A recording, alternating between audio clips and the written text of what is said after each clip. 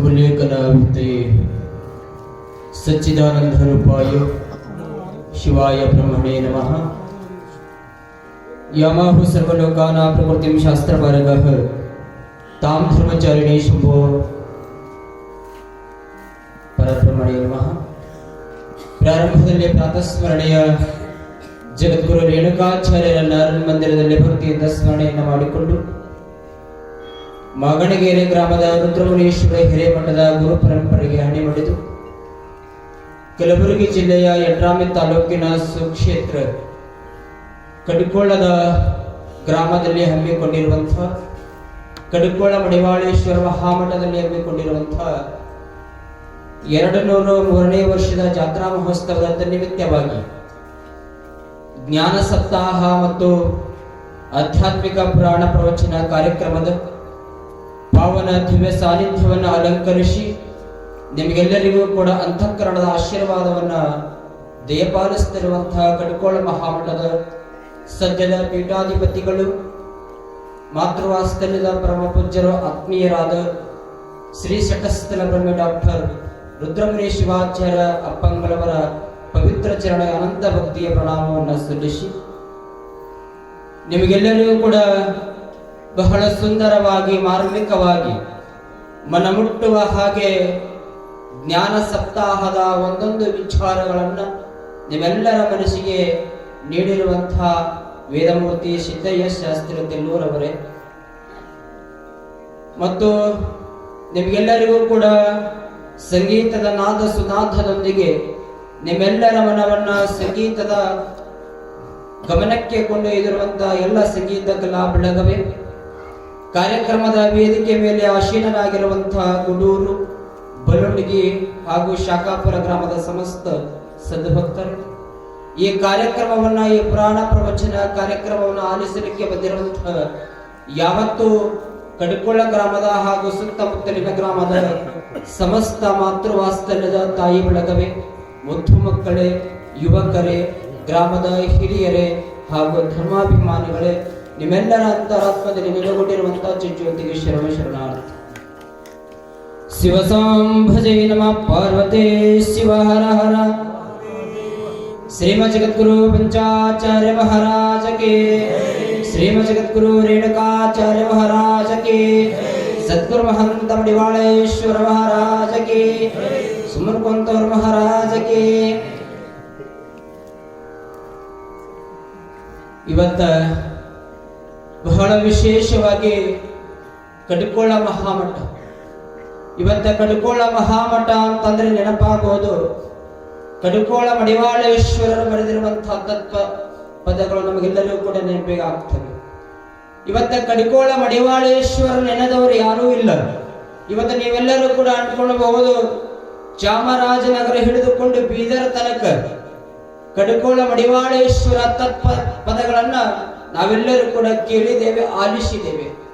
ಅವರ ಒಂದೊಂದು ತತ್ವ ಪದಗಳನ್ನ, ಒಂದೊಂದು ಹಾಡುಗಳನ್ನ, ಒಂದೊಂದು ವಿಚಾರಗಳನ್ನ ತಿಳ್ಕೊಂಡು ಬಿಟ್ರೆ ಸಾಕು, ನಾವೆಲ್ಲರೂ ಕೂಡ ಮಹಂತ ಮಡಿವಾಳರಾಗ್ತೇವೆ. ಕಾರಣ ಇಷ್ಟೇ, ಇವತ್ತ ಮನುಷ್ಯನ ಜೀವನದೊಳಗ ಎಲ್ಲವೂ ಕೂಡ ಗಳಿಸಿಕೊಳ್ತೇವೆ, ಎಲ್ಲವೂ ಕೂಡ ಪಡೆದುಕೊಳ್ಳುತ್ತೇವೆ. ಆದರೆ ಅಧ್ಯಾತ್ಮ ಪಡೆದುಕೊಳ್ಳಬೇಕು ಅಂತಂದ್ರೆ ಬಹಳ ಕಷ್ಟ ಇದೆ.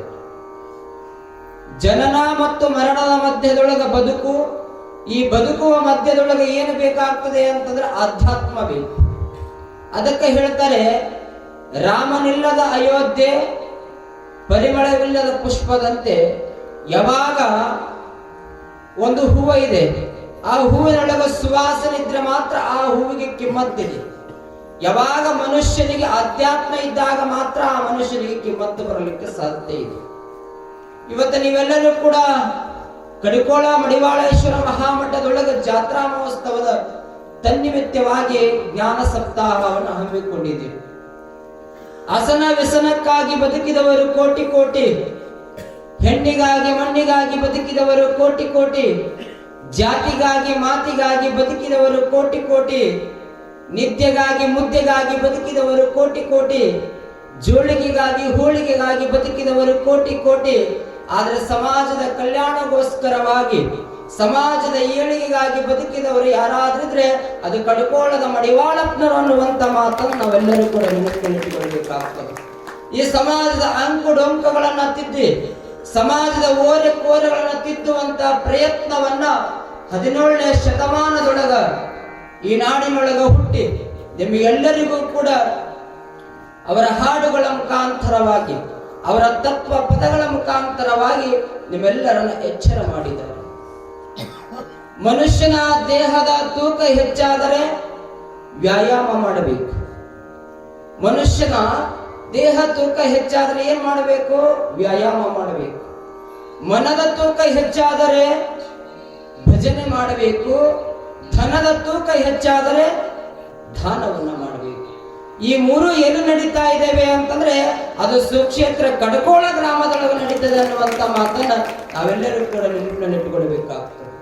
ಅಂಥ ಪುಣ್ಯದ ತಾಣದೊಳಗ ನೀವೆಲ್ಲರೂ ಕೂಡ ಕುಂತೀರಿ. ಇವತ್ತ ನಿಮ್ಮ ಮನೆಯೊಳಗ ಏನಿದಾವೆ ಅಂತಂದ್ರೆ ಕಾರ್ಗಳಿದಾವೆ. ಆ ಕಾರ್ಗಳು ರಿಪೇರಿ ಆದಾಗ ಎಲ್ಲಿ ಹೋಗ್ತೀರಿ ಅಂತಂದ್ರೆ ಗ್ಯಾರೇಜ್ಗೆ ಹೋಗ್ತೀರಿ. ಗ್ಯಾರೇಜ್ಗೆ ಹೋಗ್ತೀರಲ್ಲ, ಅದೇ ರೀತಿಯೊಳಗ ಮನುಷ್ಯನ ಮನಸ್ಸು ಕೂಡ ಒಂದೊಂದು ಸರಿ ಕೆಡ್ತದ. ಆ ಮನುಷ್ಯನ ಮನಸ್ಸು ಕೂಡ ಒಂದೊಂದು ಕೆಟ್ಟಾಗ ಅದಕ್ಕೊಂದು ಗ್ಯಾರೇಜ್ ಐತಿ. ಅದು ಯಾವ ಗ್ಯಾರೇಜು ಅಂತಂದ್ರೆ ಅದು ಪುರಾಣ ಪ್ರವಚನ ಅನ್ನುವಂತ ಗ್ಯಾರೇಜ್ನಾಗ ಬಂದಾಗ ಮಾತ್ರ ಈ ಮನುಷ್ಯನ ಮನಸ್ಸು ಶುದ್ಧ ಆಗಲಿಕ್ಕೆ ಸಾಧ್ಯ ಇದೆ. ಹೀಗಾಗಿ ಇಂತಹ ಪುರಾಣ ಪ್ರವಚನ ಇವತ್ತ ಕಡಿಕೋಳದ ಮಡಿವಾಳಪ್ಪನವರು ಅವರೇನು PhD ಪಡೆದವರಲ್ಲ, ಯಾವುದೇ ಯೂನಿವರ್ಸಿಟಿ ಮೆಟ್ಟಲ ಹತ್ತಿದಲ್ಲ ಅಲ್ಲ, ಆದರೂ ಕೂಡ ನಿಮಗೆಲ್ಲರಿಗೂ ಕೂಡ ತಿಳಿ ಹೇಳಿದ್ದಾರೆ. ಅಕ್ಷರ ಕಲಿತವರು ಇರಬಹುದು, ಆದರೆ ಅನಕ್ಷರಸ್ಥರಿಂದಲೂ ಕೂಡ ಈ ದೇಶ ಉದ್ಧಾರ ಆಗಲಿಕ್ಕೆ ಸಾಧ್ಯ ಇದೆ. ಹೀಗಾಗಿ ಇವತ್ತ ನೀವೆಲ್ಲರೂ ಕೂಡ ಗುರುಗಳು ಈಗಾಗಲೇ ಹೇಳ್ತಿದ್ರು, ಇವತ್ತ ಪುರಾಣ ಪ್ರವಚನ, ಇವತ್ತ ಸತ್ತವರ ಕತೆ ಅಂತ ನಾವೆಲ್ಲರೂ ಕೂಡ ಕೇಳುತ್ತೇವೆ. ಆದ್ರೆ ಜ್ಞಾನ ಸಪ್ತಾಹ ಹೇಗಿದೆ ಅಂತಂದ್ರೆ ಶಾಸ್ತ್ರ. ಇವತ್ತು ನಿಮ್ಗೆಲ್ಲರಿಗೂ ಕೂಡ ಸಿದ್ದೇಶ್ವರ ಶಾಸ್ತ್ರಿಗಳು ಹೇಳ್ತಾ ಇದ್ದಾರೆ, ಶಾಸ್ತ್ರ ಶಸ್ತ್ರ ಇದ್ದಂಗೆ. ಇವತ್ತು ಯಾವ ಆತ ಶಾಸ್ತ್ರವನ್ನ ಕೇಳ್ತಾನೆ ಆತ ನಿಜವಾಗಲೂ ಕೂಡ ಸಾಧಕನಾಗಲಿಕ್ಕೆ ಸಾಧ್ಯ ಇದೆ. ಇವತ್ತು ನೀವೆಲ್ಲರೂ ಕೂಡ ತಿಳ್ಕೊಳ್ಬಹುದು, ಇವತ್ತಿನ ಮನುಷ್ಯನ ಮನಸ್ಸು ಹೇಗಿದೆ ಅಂತಂದ್ರೆ घर घर में सोफा सेट है, घर घर में ऑडियो सेट है, घर घर में ವಿಡಿಯೋ ಸೆಟ್ है, ಮೈಂಡ್ ಅಪ್ಸೆಟ್. ಈ ಮೈಂಡ್ ಅಪ್ಸೆಟ್ ಆಗಿರುವಂತ ಪ್ರೆಸೆಂಟ್ ಮಾಡುವಂತ ಶಕ್ತಿ ಯಾರಿಗಿದೆ ಅಂತಂದ್ರೆ ಅದು ಪುರಾಣ ಪ್ರವಚನಕ್ಕಿದೆ. ಇಂಥ ಪುರಾಣ ಪ್ರವಚನಕ್ಕೆ ಬಂದಾಗ ಮಾತ್ರ ನಿಮ್ಮ ಮನಸ್ಸು, ನಿಮ್ಮ ದೇಹ, ನಿಮ್ಮ ಆತ್ಮ ಶುದ್ಧ ಆಗಲಿಕ್ಕೆ ಸಾಧ್ಯ ಇದೆ ಅನ್ನುವಂತ ಮಾತನ್ನ ಈ ಸಂದರ್ಭದೊಳಗೆ ಹೇಳ್ತಾ, ವಿಶೇಷವಾಗಿ ಕಡಿಕೋಳ ಮಡಿವಾಳೇಶ್ವರ ಬಗ್ಗೆ ಹೇಳಬೇಕು ಅಂತಂದ್ರೆ ಇವತ್ತು ಒಂದೊಂದು ತತ್ವ ಪದಗಳನ್ನ ನಾವೆಲ್ಲರೂ ಕೂಡ ಮೆಲುಕು ಹಾಕಿದಾಗ ಜೀವನನೇ ಕೂಡ ಬದಲಾವಣೆ ಆಗುತ್ತದೆ. ಅವರು ಹೇಳ್ತಾರೆ, ಮಾಡಿ ಉಣ್ಣೋ ಬೇಕಾದಷ್ಟು, ನೀಡಿ ಉಣ್ಣೋ ನೀಡಿದಷ್ಟು ಅನ್ನುವ ರೀತಿ, ಬೇಡಿ ಉಣ್ಣೋ ನೀಡಿದಷ್ಟು. ಇವತ್ತ ಕಡಿಕೋಳ ಮಡಿವಾಳಪುರ ತತ್ವ ಪದಗಳನ್ನ ಇವತ್ತ ನಿಮಗೆಲ್ಲರಿಗೂ ಕೂಡ ಅನಿಸ್ಬೋದು. ಯಾರೋ ಹೊಸಬರು ಬಂದಾರು ಮಾತಾಡಕತ್ತಾರ ಅಜ್ಜವ್ರ ಅಂತ ನೀವು ಅನಿಸ್ಬೋದು. ನಾವು ಮಾಗಣಗೆರೆ ಗ್ರಾಮಕ್ಕೆ ಮೊನ್ನೆ ಪಟ್ಟಾಧಿಕಾರ ಆಯ್ತು. ಇವತ್ತ ಕಡಿಕೋಳ ಮಡಿವಾಳೇಶ್ವರ ಮಹಾಮಠವನ್ನ ನಾವು ನೋಡಿಲ್ಲ, ಕಡಿಕೋಳ ಮಡಿವಾಳೇಶ್ವರರ ತಾಣವನ್ನ ನೋಡಿಲ್ಲ, ಕಡಿಕೋಳ ಮಡಿವಾಳೇಶ್ವರ ಪದಗಳನ್ನ ನಾವು ಕೇಳಿಲ್ಲ. ಆದ್ರೆ ಮುಂಬರುವ ದಿನಮಾನಗಳಲ್ಲಿ ಕಡಿಕೋಳ ಮಡಿವಾಳೇಶ್ವರ ತತ್ವ ಪದಗಳನ್ನು ಅಧ್ಯಯನವನ್ನ ಮಾಡಿ ಅದರ ಪ್ರತಿಯೊಂದು ಕೂಡ ಆಳ ಅರಿವುಗಳನ್ನು ತಿಳಿದುಕೊಂಡು ಪ್ರವಚನ ಮಾಡ್ತೇವೆ ಅನ್ನುವಂತ ಮಾತನ್ನ ಈ ಸಂದರ್ಭದೊಳಗ ಹೇಳ್ತಾ, ವಿಶೇಷವಾಗಿ ಮನುಷ್ಯನ ಬದುಕಿನೊಳಗ ಗುರು ಯಾಕೆ ಬೇಕು? ಪ್ರತಿಯೊಬ್ಬರ ಮನುಷ್ಯನೊಳಗ ಗುರು ಬೇಕಾಗ್ತದ. ಇವತ್ತ ಗುರು ಏನಪ್ಪಾ ಅಂತಂದ್ರೆ ಜಾತಿ ಮತ ಪಂಥವನ್ನ ಬಿಟ್ಟು ಎಲ್ಲರಿಗೂ ಕೂಡ ಏಕ ಪ್ರಕಾರದೊಳಗ ಆಶೀರ್ವಾದವನ್ನ ಮಾಡ್ತಾನೆ. ಜಗದ್ಗುರು ರೇಣುಕಾಚಾರ್ಯರು ಕೂಡ ಅದನ್ನೇ ಮಾಡಿದ್ರು. ಕಬ್ಬಲಿಗನಾದಂತ ಅಗಸ್ತ್ಯ ಮಹರ್ಷಿಗೆ ಬೋಧನೆಯನ್ನ ಮಾಡ್ತಾರೆ. ಅಗಸ್ತ್ಯ ಮಹರ್ಷಿಗೆ ಬೋಧನೆಯನ್ನ ಮಾಡುವಂತ ಸಂದರ್ಭದೊಳಗ ಅವನಿಗೆ ಯಾವ ಜಾತಿ ಕೇಳಿಲ್ಲ, ಯಾವ ಮತವನ್ನ ಕೇಳಿಲ್ಲ, ಯಾವ ಪಂಥವನ್ನ ಕೇಳಿಲ್ಲ. ಆತನಿಗೆ ಸಿದ್ಧಾಂತ ಶಿಖಾಮಣಿ ಅನ್ನುವಂತ ಗ್ರಂಥದ ಬೋಧನೆಯನ್ನ ಮಾಡಿದ್ರು. ಅದೇ ರೀತಿಯೊಳಗ ಕಡಿಕೋಳ ಮಡಿವಾಳಪ್ಪರು ಕೂಡ ಕೈನೂರಿನೊಳಗಿರತಕ್ಕಂತ ಕೃಷ್ಣಪ್ಪನವರಿಗೆ ಬೋಧನೆಯನ್ನ ಮಾಡ್ತಾರೆ. ಅಂತಹ ಅನೇಕ ಸಾಧಕರನ್ನ ಗುರುತಿಸಿ ಅವರಿಗೆ ಜ್ಞಾನಬೋಧೆಯನ್ನು ಕೊಟ್ಟವರು ಕಡಿಕೋಳ ಮಡಿವಾಳಪ್ಪನವರು ಅನ್ನುವಂತ ಮಾತನ್ನ ಈ ಸಂದರ್ಭದೊಳಗೆ ಹೇಳ್ತಾ, ಇವತ್ತ ಈ ಮಹಾಮಠದೊಳಗೆ ನೀವೆಲ್ಲರೂ ಕೂಡ ಕುಂತೀರಿ. ಇವತ್ತ ಮನುಷ್ಯನೊಳಗೆ ಏನೇನೋ ಗುಂಗುಗಳದಾವೆ. ಒಬ್ಬರಿಗೆ ಸಂಸಾರದ ಗುಂಗೈತಿ, ಒಬ್ಬರಿಗೆ ಟಿವಿ ಗುಂಗೈತಿ, ಒಬ್ಬರಿಗೆ ಫೇಸ್ಬುಕ್ ಗುಂಗೈತಿ, ಒಬ್ಬರಿಗೆ ಟ್ವಿಟರ್ ಗುಂಗೈತಿ. ಆದ್ರೆ ಎಲ್ಲರ ಗುಂಗಿನ ಮಧ್ಯದೊಳಗ ಪುರಾಣ ಪ್ರವಚನ ಅನ್ನುವಂತ ಗುಂಗಿನೊಳಗೆ ನೀವು ಬಂದು ಕುಂತಿರಲ್ಲ, ನಿಜವಾದ ಭಕ್ತರು ಅದು ಕಡ್ಕೊಳ್ಳದ ಭಕ್ತರು ಅನ್ನುವಂತ ಮಾತನ್ನ ಈ ಸಂದರ್ಭದೊಳಗೆ ಹೇಳಲಿಕ್ಕೆ ಇಚ್ಛೆ ಪಡ್ತೇವೆ. ಮತ್ತು ಇವತ್ತ ಗುರು ಯಾಕೆ ಬೇಕು ಅಂತಂದ್ರೆ, ಒಂದು ಸರಿ ಉಪಗುಪ್ತ ಅನ್ನುವಂತಹ ಸನ್ಯಾಸಿ ಒಬ್ಬ ಎಲ್ಲರಿಗೂ ಭಿಕ್ಷಕ್ಕೆ ಹೋಗ್ತಾನೆ. ನಿತ್ಯಲೂ ಕೂಡ ಭಿಕ್ಷಕ್ಕೆ ಹೋಗುವಂತ ಸಂದರ್ಭದೊಳಗ ಒಬ್ಬ ಮಹಿಳೆ 25 ವರ್ಷದ ತಾರುಣ್ಯವನ್ನ ತುಂಬಿರುವಂತಹ ಮಹಿಳೆ ಹತ್ರ ಹೋಗಿ ಭವತಿ ಭಿಕ್ಷಾಂದೇಹಿ ಅಂತಾನೆ. ಭವತಿ ಭಿಕ್ಷಾಂದೇಹಿ ಅಂದಾಗ ಆ ಮನೆಯಲ್ಲಿರುವಂತಹ ಆ 25 ವರ್ಷದ ತುಂಬು ಯೌವನದವನ್ನ ಹೊಂದಿರುವಂತಹ ಆ ಯುವತಿ ಹೊರಗಡೆ ಬಂದಾಗ ಕೇಳ್ತಾಳೆ, ನನ್ನ ಹತ್ರ ಯೌವನ ಇದೆ, ನನ್ನ ಹತ್ರ ರೂಪ ಇದೆ, ನನ್ನ ಹತ್ರ ಧನ ಕನಕ ಇದೆ, ನನ್ನ ಜೊತೆ ಬಾ ಅಂತ ಯಾರಿಗೆ ಕೇಳ್ತಾಳೆ ಅಂತಂದ್ರೆ ಆ ಉಪಗುಪ್ತ ಅನ್ನುವಂತ ಸನ್ಯಾಸಿಗೆ ಕೇಳ್ತಾಳೆ. ಅವಾಗ ಆ ಸನ್ಯಾಸಿ ಹೇಳ್ತಾನೆ, ನೋಡು, ನಿನ್ನ ಹತ್ರ ಒಂದು ದಿವಸ ನಾನು ಬರ್ತೇನೆ, ಸಮಯ ಬಂದಾಗ ಬರ್ತೇನೆ, ಈಗ ನನಗೇನು ಬೇಡ, ನನಗೆ ಈಗ ಬೇಕಾಗಿರೋದೇನಪ್ಪಾ ಅಂತಂದ್ರೆ ಅನ್ನದ ಭಿಕ್ಷೆಗೋಸ್ಕರವಾಗಿ ನಾನು ಬಂದೇನೆ, ಕೇವಲ ಅನ್ನವನ್ನ ಹಾಕು ಅಂತ ಹೇಳಿದಾಗ ಅವಾಗ ಅನ್ನವನ್ನ ಹಾಕಿ ಕಳಿಸಿಕೊಡ್ತಾಳೆ. ಕಳಿಸಿಕೊಟ್ಟಾಗ ಒಂದು ವರ್ಷ ಕಳೆದು ಹೋಗ್ತದೆ. ಬಹಳ ಯೌವನವನ್ನು ತುಂಬಿರುವಂತ ಆ ಮಹಿಳೆ ರೂಪ ಹೋಗುತ್ತದೆ. ಆಕೆಗೆ ಒಂದು ದಿನ ಕುಷ್ಠ ರೋಗ ಬರುತ್ತದೆ. ಕುಷ್ಠ ರೋಗ ಬಂದಾಗ ಆ ಊರಿನೊಳಗಿರುವಂತ ಗ್ರಾಮದೊಳಗಿರುವಂತ ಎಲ್ಲರೂ ಕೂಡ ಆಕೆಯನ್ನು ಬಹಿಷ್ಕಾರ ಆಗ್ತಾರೆ. ಬಹಿಷ್ಕಾರ ಹಾಕಿ ಆಕೆಯಲ್ಲಿರುವಂತಹ ಧನವನ್ನ, ಆಕೆಯಲ್ಲಿರುವಂತಹ ವಜ್ರವನ್ನ, ಆಕೆಯಲ್ಲಿರುವಂತಹ ಉಡುಗೊರೆಯನ್ನ ತೆಗೆದುಕೊಂಡು ಆಕೆಗೆ ಬಹಿಷ್ಕಾರ ಹಾಕ್ತಾರೆ. ಬಹಿಷ್ಕಾರ ಹಾಕಿದ ತಕ್ಷಣ ಆಕೆ ಊರಿನ ಹೊರಭಾಗದಲ್ಲಿರುವಂತಹ ಗುಡಿಸಿನೊಳಗ ಇರ್ತಾಳೆ. ಗುಡಿಸಿನೊಳಗಿದ್ದಿರುವಂತಹ ಸಂದರ್ಭದೊಳಗ ಅವಾಗ ಈ ಸನ್ಯಾಸಿ ಬರುತ್ತಾನೆ. ಉಪಗುಪ್ತ ಸನ್ಯಾಸಿ ಆಕೆಯ ಧ್ವನಿಯನ್ನ ಕೇಳ್ತಾನೆ, ನೆರಳುತ್ತಾ ಇರ್ತಾಳೆ. ಒಂದೇ ಸವನ ನೆರಳುವಂತ ಸಂದರ್ಭದೊಳಗ ಆ ಉಪಗುಪ್ತ ಅನ್ನುವಂತ ಸನ್ಯಾಸಿ ಬಂದಾಗ ಆತ ಆ ಗುಡಿಸಲ ಹತ್ರ ಹೋಗ್ತಾನೆ. ಗುಡಿಸಲ ಹತ್ರ ಹೋದಾಗ ಆಕೆಯ ರೋಧನೆಯನ್ನ, ಆಕೆಯ ಅಳಲನ್ನ ನೋಡಿ ಆಕೆ ತಲೆಯ ಮೇಲೆ ಕೈ ಆಡಿಸಿ ಆ ಉಪಗುಪ್ತ ಸನ್ಯಾಸಿಯ ಜೋಳಿಗೆ ಇಳಿರುವಂತ ಒಂದು ತುತ್ತು ಪ್ರಸಾದವನ್ನ ಆಕೆ ಕೊಡಲಿಕ್ಕೆ ಹೋಗ್ತಾನೆ. ಕೊಡಲಿಕ್ಕೆ ಹೋದಾಗ ಅವಾಗ ಆ ಯುವತಿ, ಆ 25 ವರ್ಷದ ತಾರುಣ್ಯವನ್ನ ತುಂಬಿರುವಂತ ಕುಷ್ಠ ರೋಗಕ್ಕೆ ಒಳಗಾಗಿರುವಂತ ಆ ಯುವತಿ ಕಣ್ಣು ತೆರೆದು ನೋಡ್ತಾಳೆ. ಯಪ್ಪ, ನೀನು 1 ವರ್ಷದ ಹಿಂದೆ ಬಂದಿದೆ, ಅವಾಗ ನನ್ನ ಹತ್ರ ಎಲ್ಲಾ ಇತ್ತು, ನನ್ನ ಹತ್ರ ರೂಪ ಇತ್ತು, ಸೌಂದರ್ಯ ಇತ್ತು, ಧನ ಇತ್ತು, ಕನಕ ಇತ್ತು, ಲಾವಣ್ಯ ಇತ್ತು, ಎಲ್ಲವೂ ಇದ್ದಾಗ ಕೂಡ ನೀನು ಬರ್ಲಿಲ್ಲ. ಈಗ ನನ್ನ ಹತ್ರ ಏನೂ ಇಲ್ಲ, ನನ್ನ ಹತ್ರ ರೂಪ ಇಲ್ಲ, ಸೌಂದರ್ಯ ಇಲ್ಲ, ಧನ ಇಲ್ಲ, ಕನಕ ಇಲ್ಲ, ಗುಡಿಸಿನೊಳಗೆ ಕುಷ್ಠ ರೋಗ ಬಂದು ಬಳಲ್ತಾ ಇದ್ದೀನಿ, ಈಗ ಯಾಕೆ ಬಂದೆ ಅಂತ ಕೇಳಿದ್ರು. ಅವಾಗ ಉಪಗುಪ್ತ ಸನ್ಯಾಸಿ ಹೇಳ್ತಾನೆ, ನಾವೆಲ್ಲರೂ ಕೂಡ ನೆನಪಿನಲ್ಲಿಟ್ಟುಕೊಳ್ಬೇಕು, ನೋಡವ, ಎಲ್ಲಾ ಇದ್ದಾಗ ಬರುವವನು ಗುರು ಅಲ್ಲ, ನಿನ್ನ ಹತ್ರ ಎಲ್ಲಾ ಇದ್ದಾಗ ಬರುವವನು ಗುರು ಅಲ್ಲ, ನೀನು ಬಿದ್ದಾಗ ನಿನ್ನನ್ನ ಬಂದು ಎತ್ತುವನು ನಿಜವಾದ ಗುರು ಅನ್ನುವಂತ ಮಾತನ್ನ ಆ ಉಪಗುಪ್ತ ಸನ್ಯಾಸಿ ಹೇಳ್ತಾನೆ. ಹೀಗಾಗಿ ಕಡ್ಕೋಳದ ಮಡಿವಾಳ ಶಿವಯೋಗಿಗಳು ಯಾವುದೇ ಮಠವನ್ನ ಕಟ್ಟಲಿಲ್ಲ, ಅವರು ಭವ್ಯವಾದಂತ ಕಟ್ಟಡವನ್ನ ಕಟ್ಟಲಿಲ್ಲ. ಯಾವ ಕಟ್ಟಡವನ್ನ ಕಟ್ಟಿದ್ರು ಅಂತಂದ್ರೆ ಭಕ್ತರ ಹೃದಯದ ಕಟ್ಟಡವನ್ನ ಕಟ್ಟಿದ್ರು ಅನ್ನುವಂತ ಮಾತನ್ನ ನಾವೆಲ್ಲರೂ ಕೂಡ ಸ್ಮರಿಸಿಕೊಳ್ಳಬೇಕಾಗ್ತದ. ಹೀಗಾಗಿ ಕಡಿಕೋಳ ಮಡಿವಾಳೇಶ್ವರ ಮಹಾಮಠದ ಒಂದು ಸತ್ಕಾರ್ಯ ಇದು ಬಹಳ ಎತ್ತರ ಮಟ್ಟಿಗೆ ಬೆಳೀಲಿ ಅನ್ನುವಂತ ಮಾತನ್ನ ಈ ಸಂದರ್ಭದೊಳಗೆ ಹೇಳ್ತಾ, ಮತ್ತು ವಿಶೇಷವಾಗಿ ಕಡಿಕೋಳ ಮಹಾಮಠದ ಸದ್ಯದ ಪೀಠಾಧಿಪತಿಗಳಾದಂತ ಶಟಸ್ಥಲ ಬ್ರಹ್ಮ ಡಾಕ್ಟರ್ ರುದ್ರಮುನಿ ಶಿವಾಚಾರ್ಯರು ಇವತ್ತ ಮಾತೃ ಹೃದಯದ ಪರಮ ಪೂಜ್ಯರು.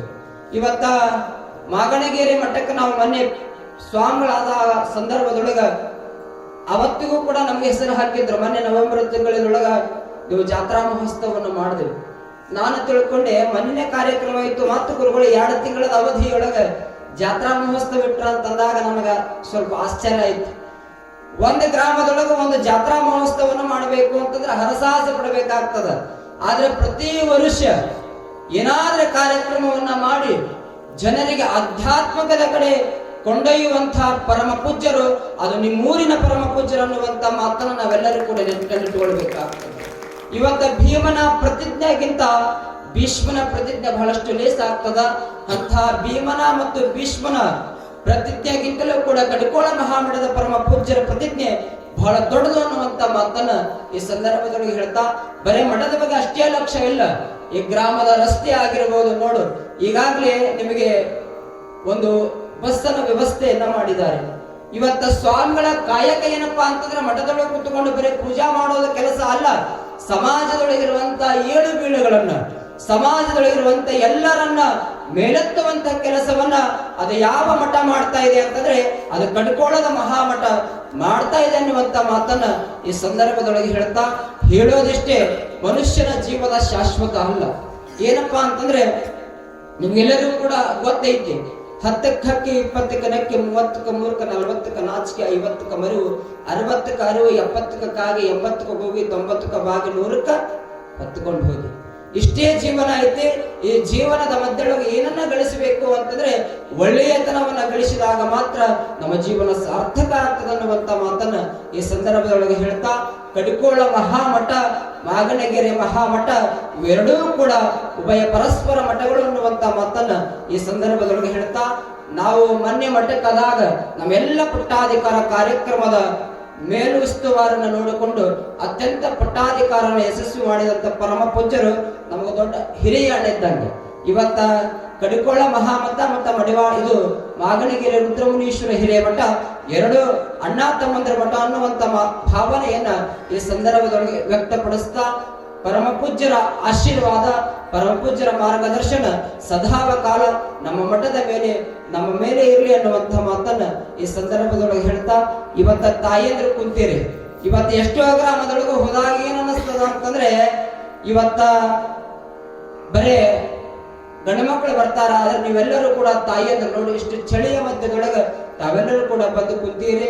ನಿಮ್ಗೆಲ್ಲರೂ ಕೂಡ ಜೋರಾದ ಚಪ್ಪಾಳೆ ತಟ್ಟೆ ಅಭಿನಂದಿಸ್ಬೇಕನ್ನುವಂತ ಮಾತನ್ನ, ಯಾಕೆ ಜೋರಾದ ಚಪ್ಪಾಳೆ ತಟ್ಟಿವೆ ಅಂತಂದ್ರೆ, ಇವತ್ತು ಟಿವಿ ಬಿಟ್ಟು ಬಂದಿರಲ್ಲ, ಧಾರಾವಾಹಿ ಬಿಟ್ಟು ಬಂದಿರ, ಅದು ಬಹಳ ದೊಡ್ಡದು. ಅಜ್ಜನು ಅದ್ರ ಮಂದಿ ಅಲ್ಲ ಅಂತ. ಆದ್ರೂ ಕೂಡ ನೀವೆಲ್ಲರೂ ಕೂಡ ಈ ಒಂದು ಪುರಾಣ ಪ್ರವಚನದೊಳಗೆ ಬಂದು ಇಂತಹ ಕಾರ್ಯಕ್ರಮದೊಳಗ ಭಾಗಿಯಾಗಿ ಅನ್ನುವಂತ ಮಾತನ್ನ ಹೇಳ್ತಾ, ಇವತ್ತು ಲಿಂಗದ ಬಗ್ಗೆ ಹೇಳಿದ್ರು. ಇವತ್ತ ನಾವೆಲ್ಲರೂ ಕೂಡ ಇಷ್ಟಲಿಂಗವನ್ನ ಧರಿಸಿಕೊಳ್ಬೇಕಾಗ್ತದೆ. ಯಾಕಂತಂದ್ರೆ ಗುರು ಕೊಟ್ಟಿರುವಂತ ಲಿಂಗವನ್ನ ಯಾವಾತ ಧರಿಸಿಕೊಳ್ತಾನೆ ಅವನ ಜೀವನದೊಳಗ ಪಾವನ ಆಗ್ತದೆ. ಅದಕ್ಕೆ ಹೇಳ್ತಾರೆ, ಇಷ್ಟಲಿಂಗ ವಿಧಂ ಸಾಕ್ಷಾತ್ ಅನಿಷ್ಟ ಪರಿಹಾರಕಂ. ನಮ್ಮೆಲ್ಲರ ದರಿದ್ರತನ, ನಮ್ಮೆಲ್ಲರ ಅನಿಷ್ಟಗಳು ದೂರ ಆಗಬೇಕು ಅಂತಂದ್ರೆ ಅದು ಗುರು ಕೊಟ್ಟಿರುವಂತ ಲಿಂಗದಿಂದ ಮಾತ್ರ ಸಾಧ್ಯ ಇದೆ. ಇವತ್ತ ಎಷ್ಟೋ ಜನ ಏನು ಮಾಡ್ತಾರೆ ಅಂತಂದ್ರೆ ದೇವಸ್ಥಾನದೊಳಗೆ ಹೋಗಿ ಕೈ ಮುಗಿತಾರೆ, ಆದರೆ ದೇವರನ್ನೇ ಅಂಗೈಯೊಳಗೆ ಕೊಟ್ಟಿರುವಂತ ಧರ್ಮ ಅದು ವೀರಶೈವ ಧರ್ಮ ಅನ್ನುವಂತ ಮಾತನ್ನ ನಾವೆಲ್ಲರೂ ಕೂಡ ನೆನಪಿನಲ್ಲಿಟ್ಕೊಳ್ಬೇಕಾಗ್ತದ. ಅಂತಹ ಲಿಂಗವನ್ನ ಧರಿಸಿಕೊಂಡು ಗುರುಮುಖೇನದಿಂದ ನಮಗೆ ಲಿಂಗ ಯಾವಾಗ ನೆನಪಾಗ್ತವೆ ಅಂತಂದ್ರೆ ಎರಡು ಸಂದರ್ಭಗಳು. ಒಂದು ಶಿವರಾತ್ರಿ ಬಂದಾಗ, ಒಂದು ಶ್ರಾವಣ ಮಾಸ ಬಂದಾಗ.